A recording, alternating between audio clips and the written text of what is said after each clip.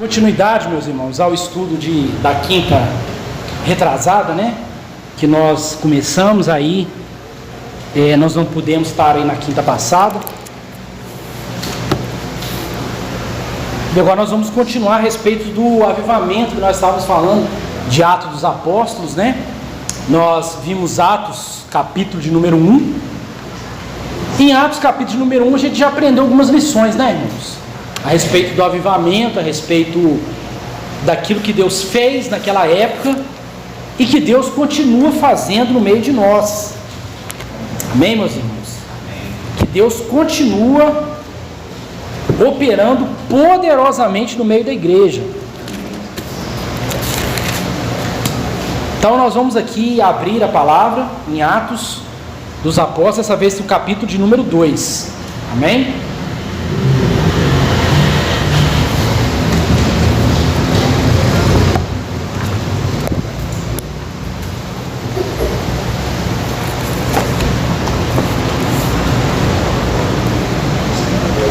Eu vou pedir os irmãos para ler somente o capítulo 2. No capítulo 1 nós já falamos, né, sobre a descida do Espírito Santo. Agora nós vamos ler do versículo 1.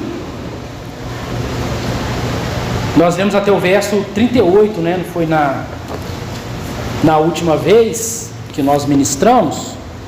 Então, dessa vez nós vamos ler aqui até o 13, amém?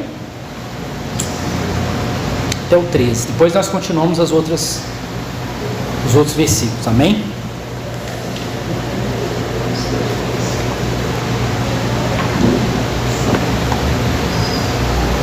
Atos 2, verso número 1. Cumprindo-se o dia de Pentecostes, estavam todos reunidos no mesmo lugar. E de repente veio do céu um som como de um vento veemente e impetuoso, e encheu toda a casa em que estavam assentados. E foram vistas por eles línguas repartidas, como que de fogo, as quais pousaram sobre cada um deles. E todos foram cheios do Espírito Santo, e começaram a falar em outras línguas, conforme o Espírito Santo lhe concedia que falassem. Em Jerusalém estavam habitando judeus, varões religiosos de todas as nações debaixo do céu. E correndo aquela voz, ajuntou-se uma multidão que estava confusa, porque cada um ouvia falar na sua própria língua. E todos pasmavam e maravilhavam, dizendo uns aos outros: pois que não são Galileu todos os homens que estão falando? Como, pois, ouvimos cada um de nós a vossa própria língua, em que somos nascidos? Partos, medos, elamitas, e os que habitam na Mesopotâmia, judeus, Capadócia, Ponto, Ásia, Frígida, Panfilita, Egito, partes da Líbia, junto de Cirene, forasteiros romanos, tanto judeus como prosélitos, e cretenses, árabes, e todos temos ouvido na nossa própria língua falar das grandezas de Deus. E todos se maravilhavam, estavam suspensos, dizendo uns para os outros: o que quer dizer isso? E outros zombando, estão cheios, né, de vinho, de mosto. Amém? Vamos continuar, irmãos, aqui. Pedro, porém, pondo-se em pé, levantou-se e disse: varões judeus, e todos que habitais em Jerusalém, sejai notório e escutai as minhas palavras. Estes homens não estão embriagados, como vós pensais, pois sendo essa apenas a terceira hora do dia. Mas isso é o que foi dito pelo profeta Joel: nos últimos dias acontecerá, diz Deus, que meu espírito derramarei sobre toda a carne. Vossos filhos e vossas filhas profetizarão, os jovens terão visões, e os velhos sonharão sonhos. E também o meu espírito derramarei sobre os meus servos e minhas servas naqueles dias, e profetizarão. E farei aparecer prodígios em cima do céu, e sinais embaixo da terra: sangue, fogo, vapor e fumaça. E o sol se converterá em trevas, e a lua em sangue, antes de chegar o grande e glorioso dia do Senhor. E acontecerá que todo aquele que invocar o nome do Senhor será salvo. Amém? Amém, irmãos? Até aí, em nome de Jesus. Nós aprendemos, irmãos, no último estudo que tivemos, alguns pontos necessários, né, para o avivamento acontecer. Algumas coisas, algumas características, algumas situações necessárias que a igreja tem que experimentar. Porque nós pensamos que muitas das vezes se encara a realidade bíblica de Pentecostes, a realidade bíblica do que aconteceu, como algo místico, como algo mágico. E não é bem assim. Eu usei muito bem a última quinta-feira que nós tivemos aqui para explicar bem essa preparação, porque alguns requisitos foram cumpridos pelos discípulos para que eles pudessem receber. Isso não veio como, né, uma espécie de mágica, como uma espécie de, você, como muitas vezes diz, você tem que buscar, você tem que profetizar, não, a igreja necessariamente ela passou por um processo de amadurecimento. Por quê? Porque simplesmente se cumpriu diante dos nossos olhos uma profecia de Joel, que há de se cumprir nos últimos dias, mas parcialmente, inicialmente, se cumprindo uma promessa do derramar do Espírito sobre toda a carne, irmãos. Por quê? Olha que coisa nova, né? Como o Pai diz: eis que faço uma coisa nova, aleluia. Se credes, se não vides com os vossos olhos, vocês não vão crer. Os profetas já diziam isso.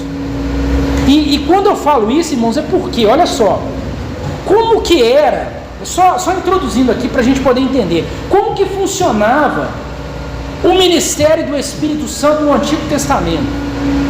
O ministério do Espírito Santo no Antigo Testamento era mais restrito, não é? Era mais restrito no sentido de tomar profetas, de tomar reis, tomar levitas, músicos, e pessoas específicas, né? Como a palavra de Deus vinha, de repente, naquele contexto de adoração, ou naquele contexto de pecado, idolatria, as escrituras, ela abre uma vírgula, aleluia, ela abre um parêntese, e diz assim: então veio a palavra de Deus sobre fulano de tal, né?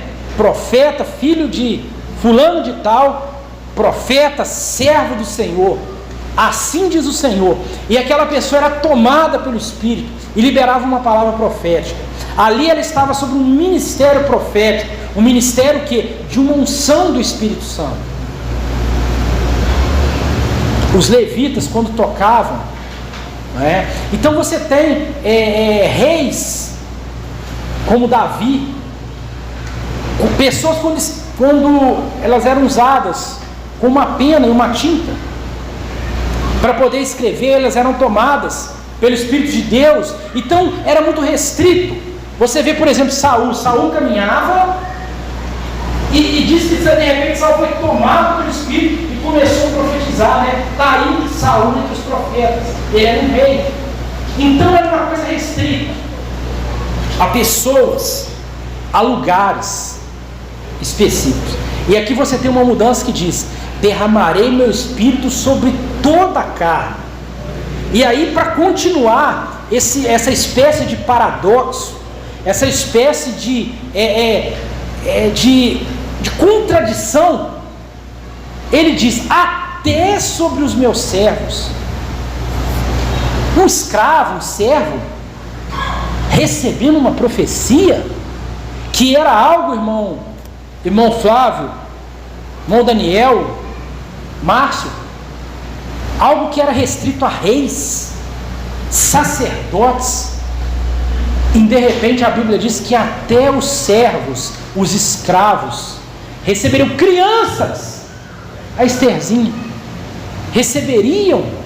Mas como assim crianças? Não existe, irmãos. Você imagina um judeu, você imagina uma pessoa ouvindo isso aqui, mas isso está nas Escrituras, está no livro do profeta Joel.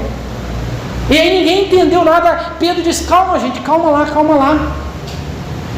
Isso aí, diante dos nossos olhos, estão se cumprindo as Escrituras sagradas. Aleluias. Irmãos, e é isso que a gente experimenta todos os dias. Faltou dizer aqui, ou não faltou, mas nós aprendemos isso com o decorrer das explicações apostólicas. Isso se estenderia para o mundo inteiro. O próprio livro de Atos, aí nós chegamos àquilo que dissemos na quinta, que nós demos o estudo, na quinta retrasada. Por quê? Nós dissemos: olha, aguardar em Jerusalém, vocês vão ser minhas testemunhas, começando por aqui, Jerusalém, Judéia, Samaria, até os confins da terra. E eles eram galileus. Lembra que eu expliquei a geografia de Israel? Eu expliquei onde fica Galiléia, eu expliquei como que era bem mais ao norte, e que eram longos dias de caminhada, que eles não poderiam se ausentar de Jerusalém, porque eles deveriam ser testemunhas e começar por ali. Então a gente explicou algumas características, né? Eu vou relembrar para os irmãos, amém? Quem anotou aí, imagino que a irmã Aline anotou, né? Alguns aí anotaram nos seus estudos aí. Eu lembro da irmã Sueli ter anotado também lá no caderninho dela, né? Depois a gente passa para ela o restante. Então começou com a primeira característica: não sair de Jerusalém, Atos 1:4, né? Só a gente revendo aqui o que foi dito na quinta passada. Segundo, esperar pela promessa, Atos 1:4, não sair, esperar pela promessa. Aí nós explicamos como é esperar, como, né, e tantas coisas, né, relativas ao mundo espiritual. Receber o poder do Espírito Santo, Atos 1:8, é a terceira característica, não é? Irmã Aline, a quarta, ser testemunha de Jesus. Aí nós paramos aí. A importância de ser testemunha, e ser uma testemunha movidas o quê? Não pela carne, mas pelo Espírito. Amém? Tem muita gente querendo ser testemunha de Jesus na carne. Então a gente explicou, né? E agora nós vamos para as três características derradeiras, finais. Agora nós vamos ser testemunho de Jesus, é Atos 1:8. Agora nós vamos para Atos 2 e as últimas três características nessa quinta-feira, não é? Então vamos aqui começar com o verso 1 que nós lemos, né? Cumprindo os dias de Pentecostes, estavam o quê? Todos o quê, irmãos? Aonde? Nas suas casas? Vendo televisão? Assistindo o culto pelo YouTube? Não. Pelo Facebook? Pelo Instagram? Não. Estava o quê? Reunidos aonde? No mesmo lugar. E por mais que seja bom, irmãos, estarmos em casa vendo uma pregação, assistindo um estudo bíblico, nada substitui essa quarta característica para que verdadeiramente a gente viva o avivamento, né? Eu intitulei esse estudo de 7 pontos do avivamento, né? E essa quarta, no caso quinta característica, significa o quê? Estar reunido no mesmo lugar. E se você olhar, irmãos, eles estavam reunidos no mesmo lugar desde a ceia lá atrás, quando eles cearam com Cristo. Cristo foi, eles estiveram juntos no Getsemane, foram momentos de sofrimento, momentos de dor, mas aí cada um se dispersou, não é? E apesar de João ter permanecido, né? Cita também Maria, cita as mulheres, né? É interessante a questão da Maria, mãe de Jesus. A mãe, ela vai até o fim pelo filho, né? Eu falo muito isso quando a gente prega lá, fazendo um grande parênteses, não tem nada a ver com a mensagem, mas a mãe é que não abandona o filho, mesmo lá na cadeia, na prisão. A gente que trabalha lá, né? O Flávio já esteve lá, todos abandonam, mas A mãe não abandona, a mãe fica lá até o fim. E Maria ficou, algumas pessoas, outros que não, que fugiram, que por causa da perseguição, muitos foram dispersos, alguns estavam indo até o caminho de Emaús, mas quando houve, o momento do Pentecoste, todos já estavam reunidos, todos já estavam orando no mesmo lugar, todos estavam compartilhando da mesma visão. Como é importante, irmãos, a gente compartilhar da mesma visão e nós estarmos reunidos como igreja, tá? Olha, eu poderia falar muitas coisas sobre isso, poderia dizer que uma das maiores estratégias de Satanás é esfriar o povo de Deus. Então a gente fala isso, mas não é. É tirar os irmãos da comunhão, permanecer com os irmãos em casa, deixar em casa, porque aí você esfria, né? Estava conversando com o irmão Sebastião. Não foi possível a gente fazer aqui o culto domingo, devido aí, Esther estava gripado, todos nós estávamos ali em casa, sem poder sair. O que aconteceu? A gente tinha marcado, eu tinha conversado com ele. Ele está fazendo os cultos, da igreja, do cárcere, e Deus deu essa direção aí, vamos reunir, vamos orar. A pessoa fica mandando grupo, vamos orar, irmãos, olha fulano de tal, aqui, aí manda foto daquela pessoa, do preso que está precisando de oração. Vamos orar pelo Brasil, vamos orar pelo presidente, por isso, por aquilo. E qual foi a atitude do irmão Sebastião? Ele falou: não, nós vamos fazer o culto nas igrejas, vamos levar todo mundo, quase 30 cultos, todo sábado, vamos marcar, vamos para uma igreja, vamos para outra, e vamos reunir, e vamos participar da comunhão. E ele falou comigo: por quê? Ele falou assim: porque o povo não quer mais ir na igreja. Eu fui criado numa época que nós amávamos estar na casa do Senhor, e isso acabou. As pessoas querem ficar em casa, elas querem assistir culto em casa, ficar em casa, não querem mais ir. E essa pandemia esfriou, a igreja falou: agora acabou, que bom. Eu estava conversando com o pastor Toninho no Monte, sábado retrasado, um sábado desse, ele virou, lockdown, fechou tudo, toque de recolher, eu não vou desobedecer a ordem das autoridades, então e aí quando acabou, ele pensou assim: graças a Deus, eu estou com saudade dos irmãos. Aí acabou a pandemia, e cadê os irmãos? Acabou a pandemia, que eu digo assim, as pessoas vacinaram, as pessoas estão, houve a liberação, porque você tem que trabalhar, tem que comer, não pode ficar todo mundo em casa, para sempre. Voltou, e aí o Toninho falou comigo: cadê os irmãos? Não voltaram. Então deixa eu falar uma coisa, eu poderia falar muitas coisas, mas eu não vou me ater muito a isso aqui não. É importante, primeiro, por sermos um corpo, e um corpo ele não pode estar sozinho, o corpo ele tem que estar junto. Mas eu quero citar algumas coisas que eu tenho visto, e eu tenho observado, que principalmente a pessoa que não está na comunhão da igreja, dos irmãos, quando eu digo comunhão da igreja, fala: não, mas eu estou em casa, mas eu não estou em pecado, eu estou servindo, não, estou falando na comunhão dos irmãos, aqui, vem cá orar, irmão, vem cá fazer o louvor aqui, vem cá dar uma palavra, amém? Fulano, vem cá dar um estudo para nós, não ceia, vamos reunir a ceia, vamos passar aqui o cálice, todo mundo. Eu estou falando de comunhão, de igreja, corpo, cultuar o Senhor, nessa liturgia que a gente está acostumado.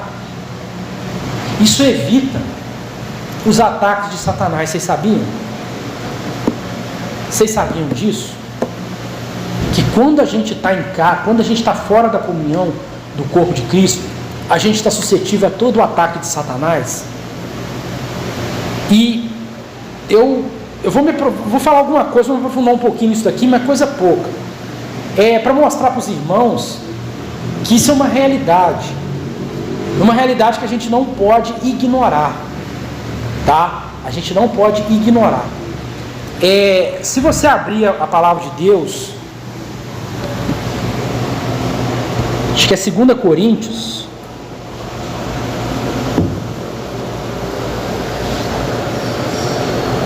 verso de número 2, capítulo de número 2, verso de número 6.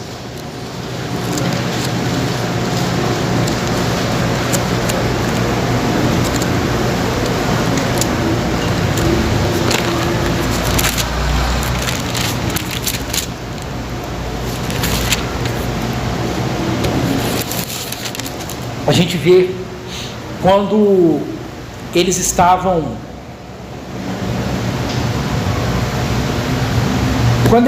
exortando um irmão que tinha pecado. É engraçado, mas o irmão pecou lá em 1 Coríntios, né? E agora está voltando o assunto em 2 Coríntios. Não é que ele pecou em 1 Coríntios, não, irmãos. Ele era daquela igreja, e na primeira carta Paulo tratou a respeito desse irmão que estava vivendo uma espécie de fornicação.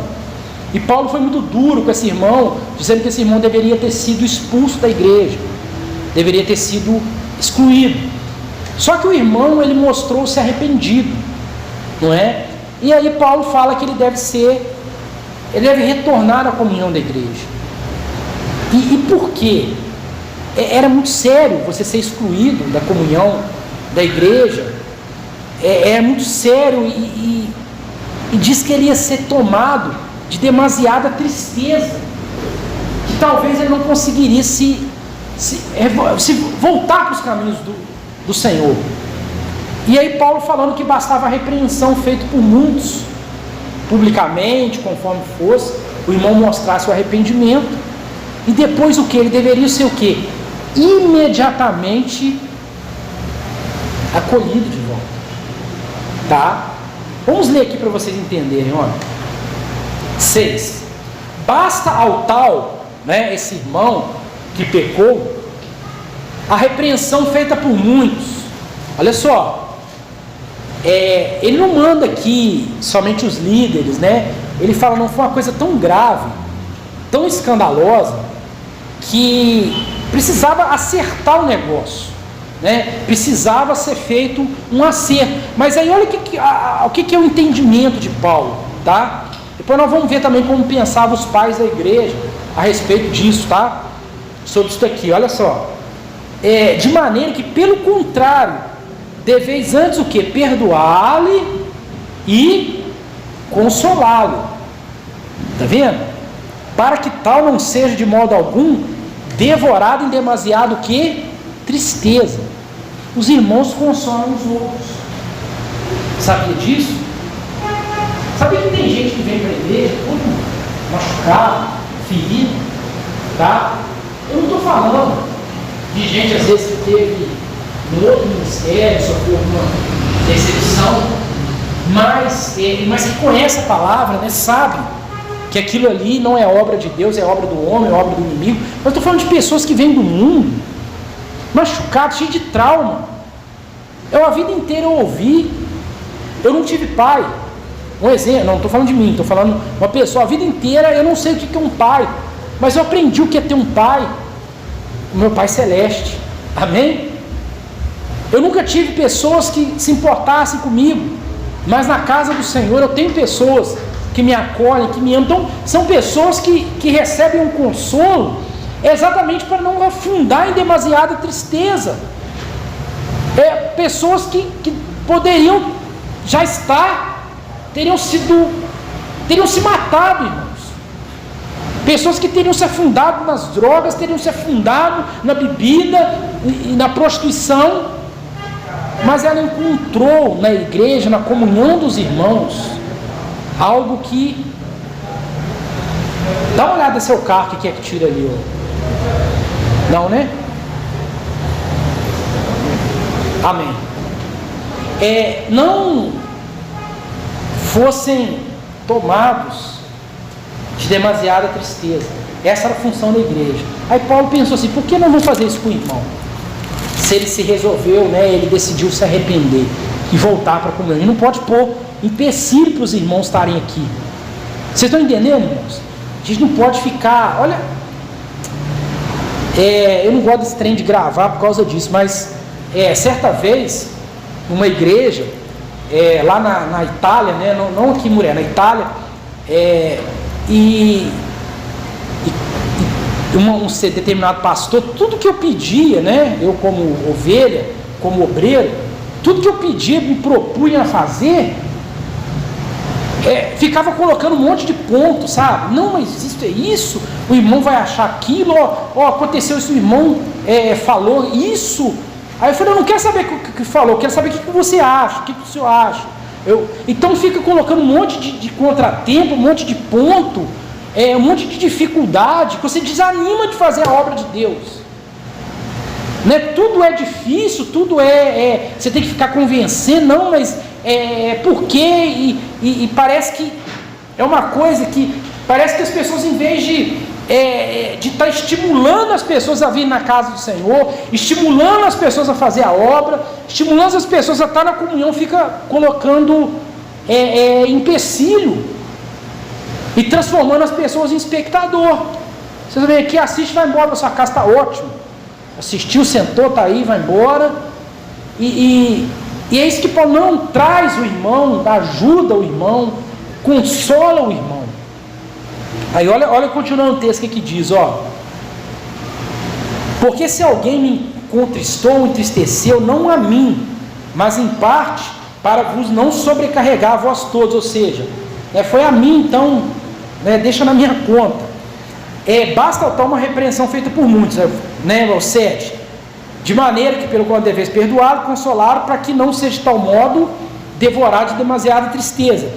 Pelo que vos digo, rogo que confirmeis para com ele o que o vosso amor, e para isso também, para que por essa prova saber que sois obedientes em tudo. E a quem perdoados alguma coisa, também eu, porque o que eu também perdoei, se é que tenho perdoado, por amor de vós, o fiz na presença de Cristo, né? Ele está dizendo que Deus conhece o meu coração, Deus sabe. Na presença de Cristo eu não tenho nada no meu coração que me condene. Aqui, olha só, para quê? Para que o quê? Não sejamos, o que está escrito aí? Vencidos por Satanás. Uma vez eu vi isso num pastor da igreja batista, eu fui pregar numa espécie, convidado, né, para pregar numa igreja na cidade de Itabira, Minas Gerais. E quando eu falava sobre o agir de Deus, o agir de Satanás na vida das pessoas, falando questão de libertação, falando sobre essas questões espirituais, tipo num congresso que nós estávamos dando, esse pastor, eu lembro que ele falou exatamente, ele falou assim, olha, sabe como que Satanás é apresentado no Novo Testamento? Você tem as doutrinas, você tem Paulo falando sobre diversas coisas, sobre a caminhada cristã, e de repente uma cortina se abre, aqui, olha o Satanás aqui, isso, depois fecha. É sempre assim, abre, olha só, mas nunca fica muito focado nele, fecha, mas quando se abre, quando fala, é porque é coisa séria. E aqui de repente no meio ele fala, porque se vocês fizerem isso, vocês vão ser vencidos por Satanás. Porque o que acontece, irmãos? Vocês não podem cair na tentação de oprimir o irmão.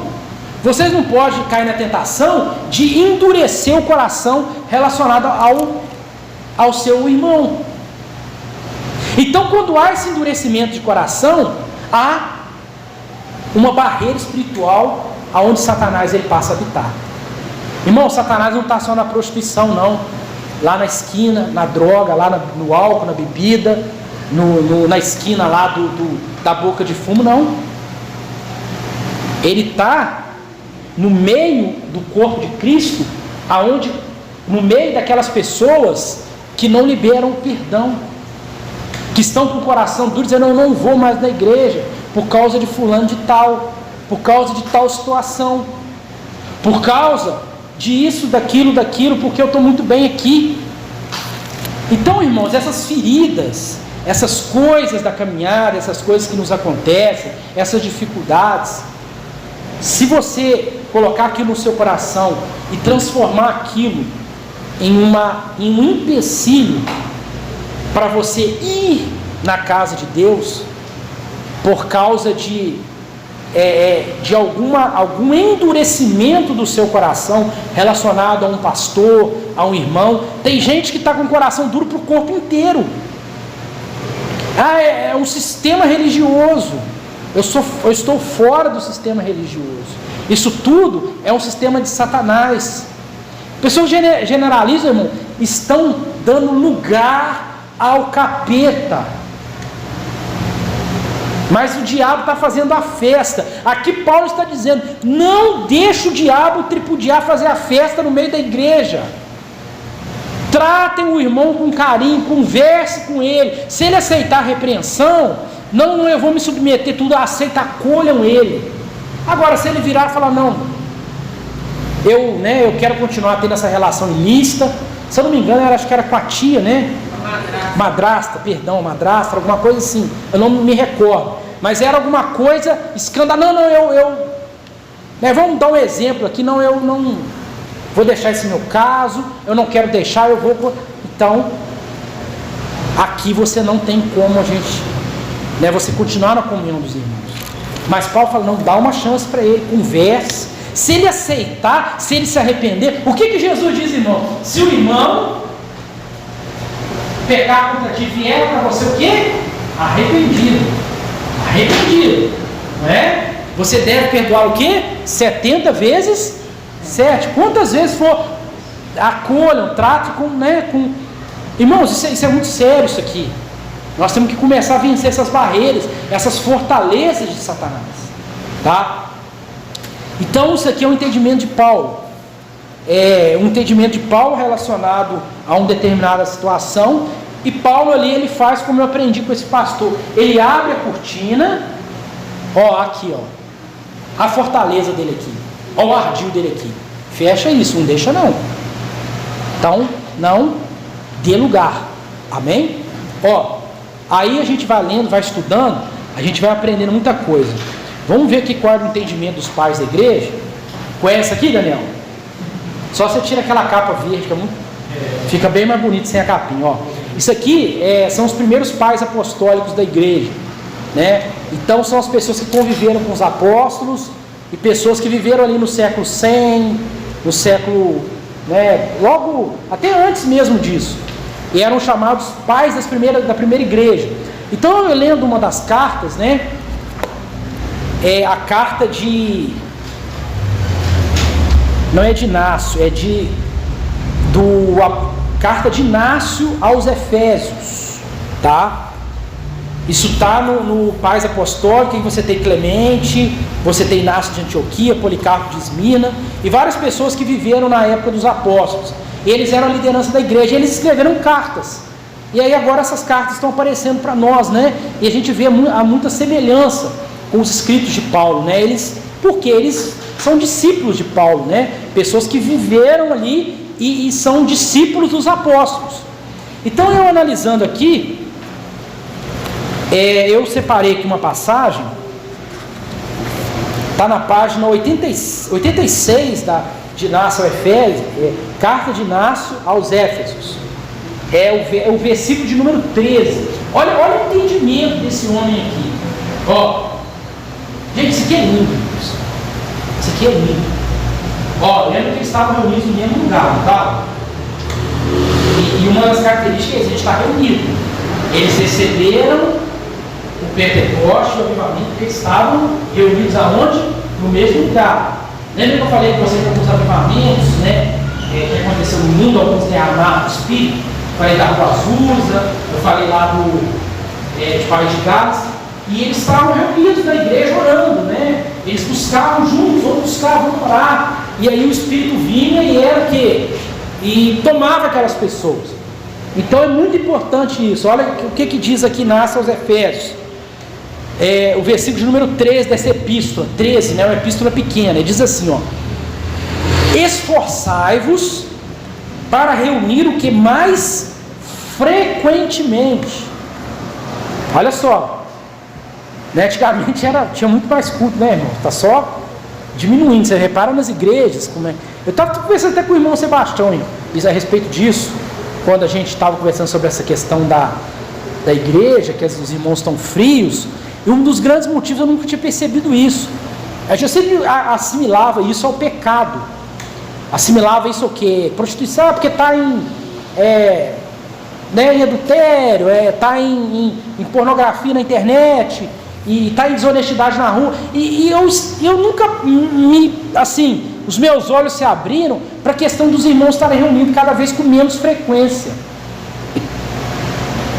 Exatamente, e estarem desanimados. Aí vai desanimando, ficando em casa, aí acostumam com aquela rotina, né?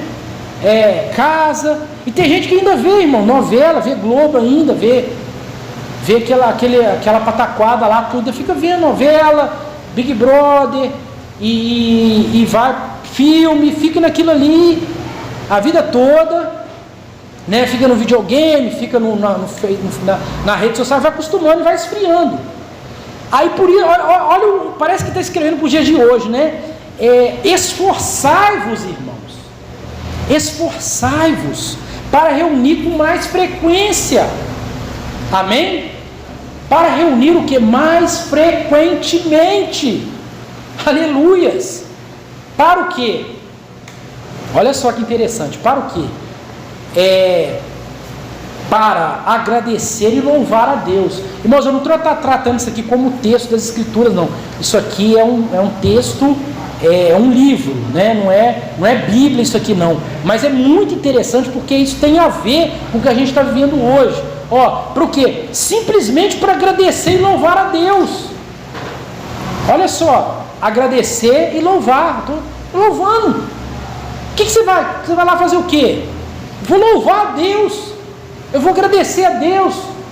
Alguns irmãos lá no monte, junta lá, vê aquele grupinho. Irmãos, isso é maravilhoso. Isso essa montanha de celular aqui em cima aqui, está incomodando o cara. Pera aí, eu vou ajeitar aqui. Irmãos, é lindo. Vem lá, tem um monte de jovem entrando no monte.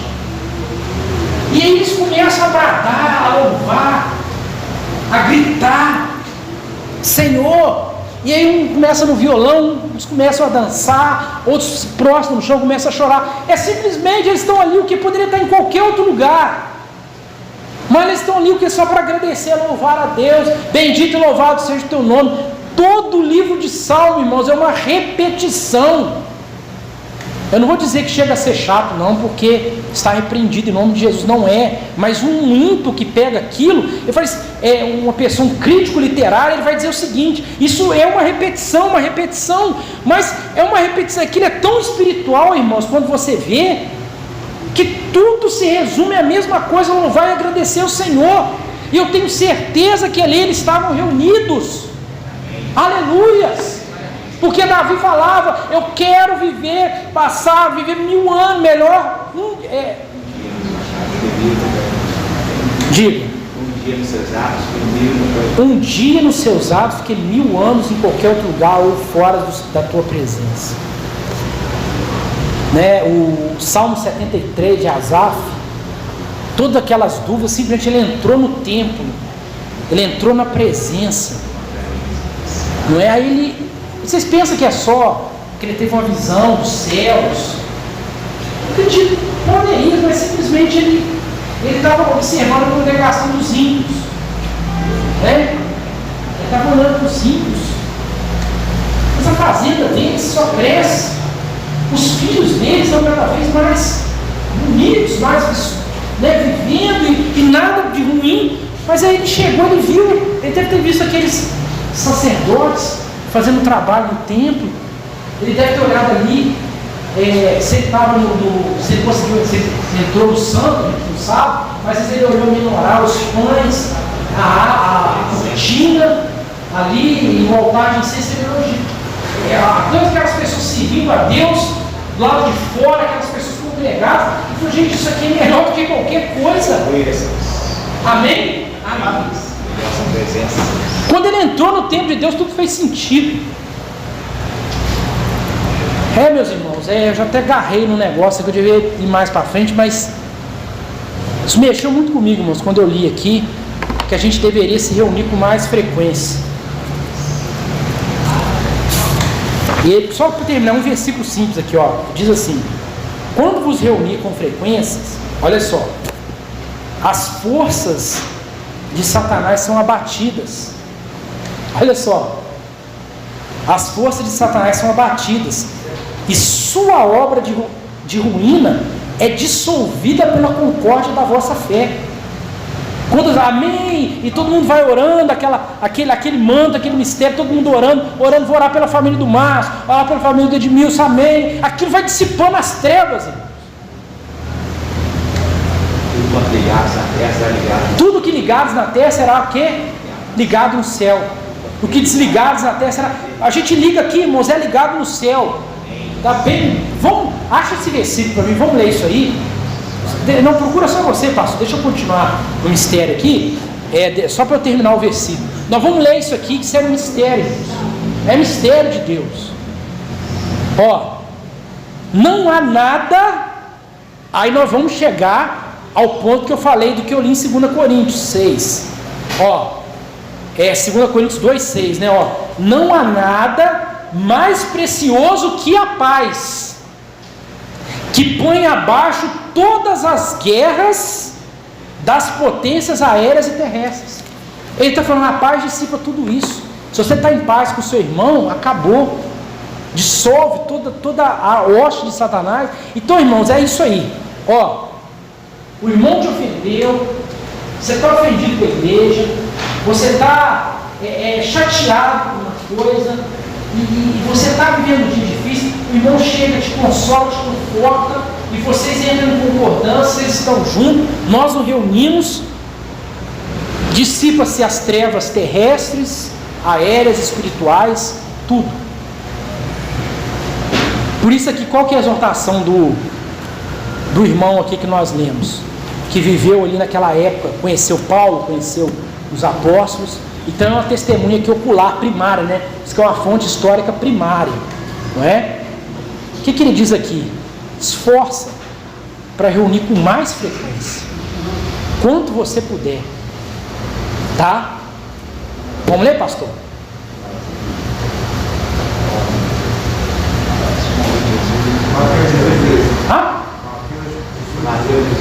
Mateus 18, olhei bem alto, fala no microfone.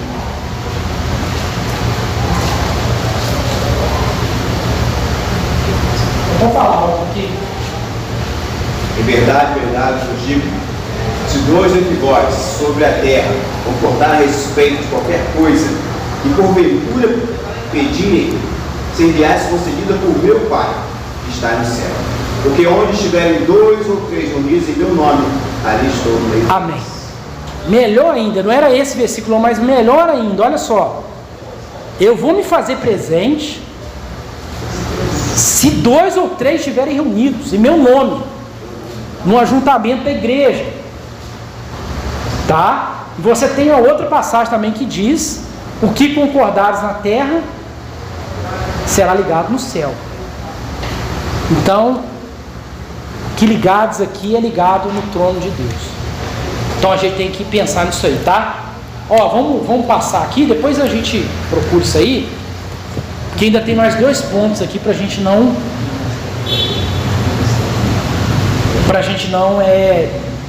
perder muito tempo.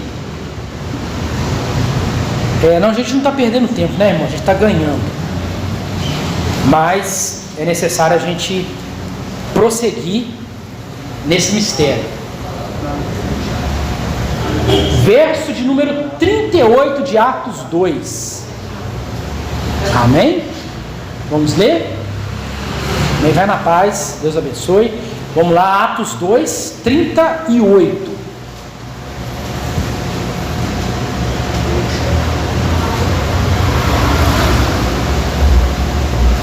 O que está dizendo aí, irmãos? Respondendo Pedro, Arrependei-vos e cada um de vós seja batizado em nome de Jesus Cristo para a remissão dos vossos pecados e recebereis o dom do Espírito Santo. Amém. O sexto é arrependimento. Ó, não dá nem para eu tentar começar a falar disso aqui agora. Tá, meus irmãos? Não tem como. São 8h35.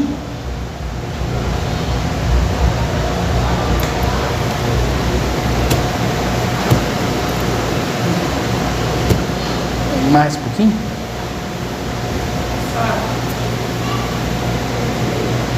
Acho que mais ou menos passou até o que? Até as 9 mesmo? Tá bom. Então vamos lá. Arrependimento. Gente, meus irmãos, como que isso aqui é importante?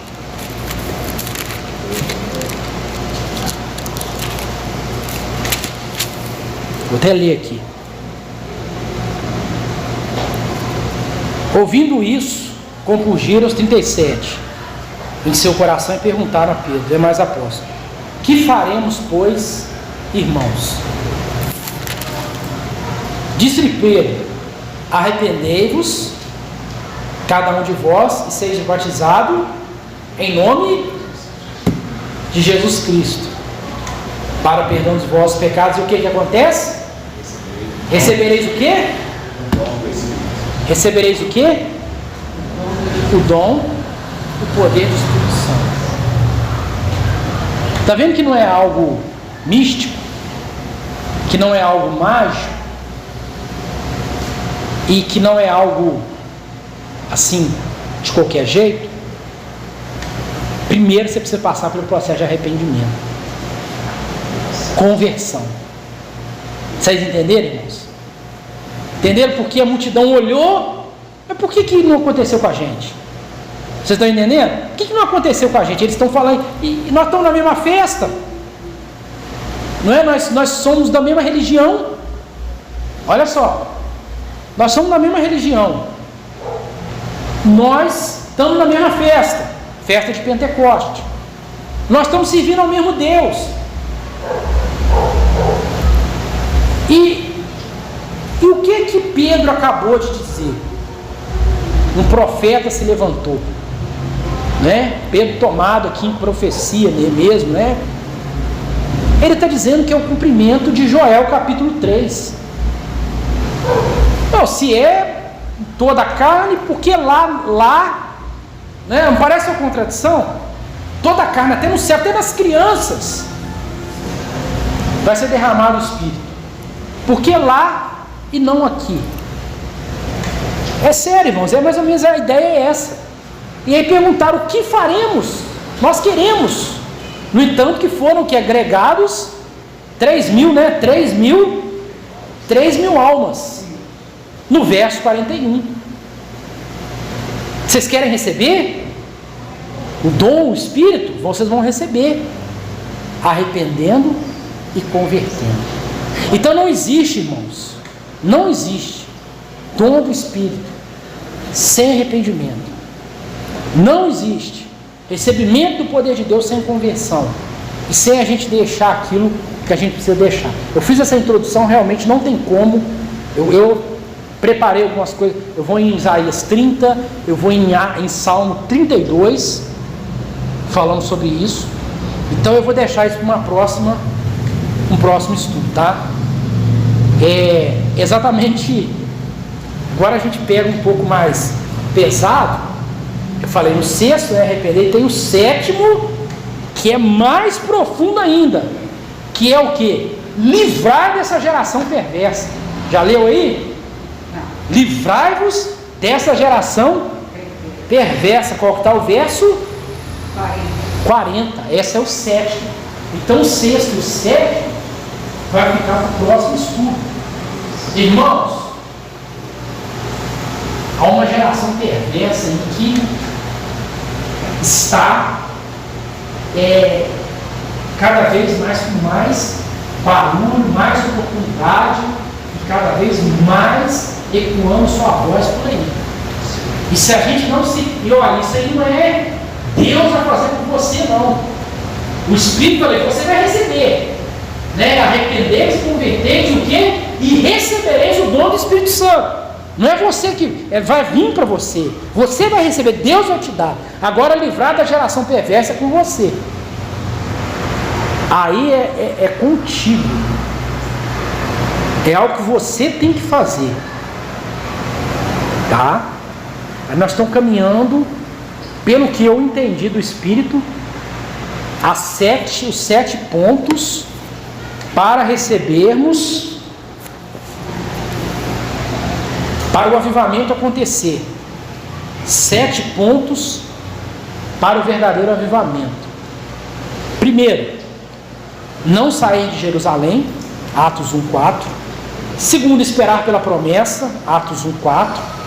Terceiro, receber o poder do Espírito Santo, Atos 1:8. Ser testemunha de Jesus, Atos 1:8. Estar reunido em um só lugar, Atos 2:1, né? É o quinto. O sexto, arrepender-se cada um, né? Cada um, eu coloquei aqui, ainda botei uma exclamação, e arrepender-se cada um dos seus pecados. Isso é coisa diante do espelho, aonde ninguém vê, é um manto seu com Deus. Isso ninguém vai ficar sabendo. Às vezes tem coisa sua com Deus, e a coisa mais importante. Sétimo, livrar-se ou salvar-se desta geração perversa e corrompida, Atos 2:40. Um ato que você deve fazer. Irmãos, isso é muito sério. Nós estamos vivendo dias terríveis. Nós insistimos aqui em estar todos no mesmo lugar, tomamos muito tempo com isso, porque o Espírito aqui nos guiou. Lembra do irmão, como é que chama o irmão da igreja, que eu falei o nome dele? Inácio, né? Depois eu te empresto o livro, Daniel. Inácio, esforçai-vos para reunir com mais frequência, tá, irmãos? E a Bíblia fala isso. Aqui, não deixai a vossa congregação. Aqui no Atos 2, você está explicando, 46, está dizendo assim: perseverando unânimes todos os dias no templo. Permanecer unânimes todos os dias no templo. E repartindo pão de casa em casa, comiam juntos com alegria e com coração. É o que esse Inácio estava falando, né? Exatamente. E eles tomaram ali, era o maior mistério de Deus, estava ali, né, irmãos? Eles fizeram tudo o que tinha que fazer. Não tem falha, não tem mancha nesse mover aqui. Era um mover genuíno, bíblico, da igreja apostólica. E aí eles botaram em prática, reunindo que todos os dias no templo, né? E você tem também Hebreus capítulo 10 ou 13, acho que é 13. Não deixais a vossa congregação, como é costume de alguns, mas antes o que? Exortando-vos uns aos outros, que os fins dos tempos é chegado. Já leram esse versículo? Amém? É isso aí. Então, aí eu atentei muito a esse. Vamos lá, vamos terminar com Hebreus 13 então. Vamos ler. E depois a gente fala sobre arrependimento.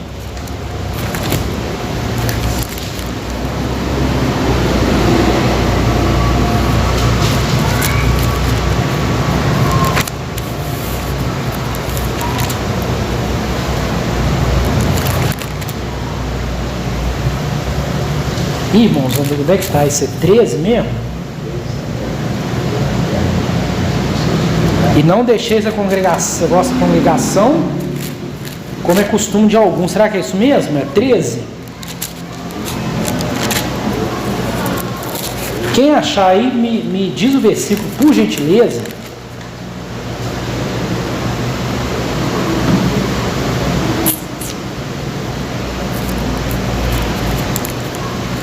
Isso aqui era para estar marcado na minha Bíblia. Eu vou achar aqui rapidinho, tá? Eu procurei aqui, mas eu acho em 2 tempos aqui no meu celular.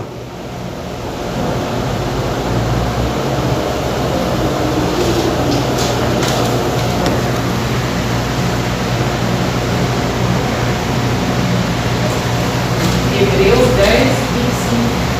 10:25? É isso mesmo. Tá aqui, tá marcado aqui. Marcado de azul ainda.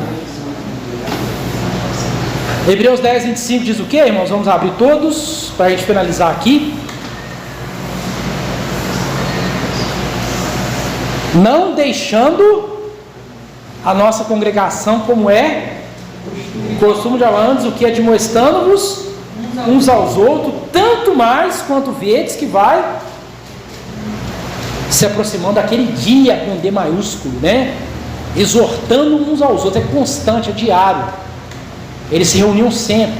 Então a gente tem que se esforçar para fazer o que o irmão Inácio aqui falou, todos os mais frequentemente, apesar de às vezes ser tão difícil, né? Trabalho, é criança, é filho, é tantas coisas, né, irmãos? É dificuldades que acontecem. Até estava conversando com o pastor outro dia, né, pastor? Tantos problemas esse ano, que quando a gente começava a engrenar, aí aconteceu alguma coisa com o pastor, aí depois eu começava, aconteceu alguma coisa comigo, e aí o que aconteceu, né? Engrenamos aqui de novo, liguei para o pastor no outro dia, o pastor todo feliz, e aí não, estudo não, eu vou me ausentar aí 2 semanas da igreja aí que eu estou com Covid, e aí, né, pum, vamos brecar de novo. Então, mesmo com essas dificuldades, irmãos, mas a gente tem que perseverar, né? Tem que, uma hora vai, irmãos. Uma hora o carro anda. Eles falam que carro apertado é que anda. Vamos prosseguir, vamos continuar, amém? Tá, aí a gente tá numa outra oportunidade. Depois eu converso aí com o irmão Flávio direitinho, a gente agendar aí um outro dia, conversar com o pastor, uma próxima quinta ou num domingo. A gente, ou no próximo eu termino, finalizo aqui. E com o 6º e o 7º ponto do avivamento que ficou pendente, tá? Então, Deus abençoe os irmãos, em nome de Jesus. Vamos orar. Amém?